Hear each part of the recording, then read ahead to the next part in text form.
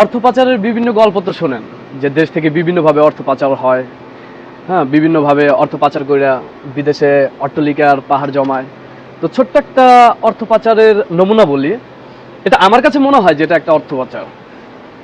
যেমন বিষয়টা হচ্ছে, আমি যখন দেশে ফ্যাক্টরিতে জব করতাম, তখন আমার ফ্যাক্টরিতে একজন শ্রীলঙ্কান ছিল, বাহিরের ফরেনার। তো ওনার স্যালারি রেঞ্জ ছিল 1 থেকে 1.5 লাখ টাকা এরকম।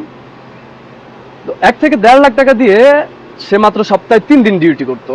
3 দিন ডিউটির মাঝে তার ডিউটি টাইম থাকতো এরকম, আসতো 2-3 ঘন্টা এরকম, হয়তো ডিউটি টাইম একটা মিটিং করতো, ব্যাস তার ডিউটি ফিনিশ। অথচ আমাদের দেশের গ্রাজুয়েট কমপ্লিট করা অনেক স্টুডেন্ট, এরকম অনেক দক্ষ স্টুডেন্ট যারা বাংলাদেশে মূল্যায়িত না হয়ে বাহিরে পাড়ি জমায়।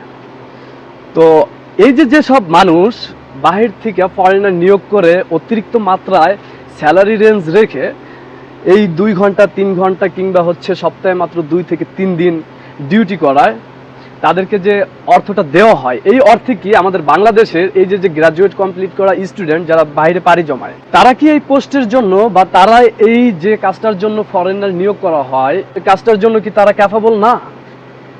তারা তো বাহিরে গিয়ে করতেছে, তাই না? এমন তো না যে তারা ফেলার হচ্ছে, তারা বাহিরে গিয়েও কাজ করতেছে বা এস্টাবলিশড হচ্ছে। তো তাদেরকে কেন এভাবে মূল্যায়ন করা হয় না? তো এটাকে কি মনে হয় না একটা অর্থ পাচার?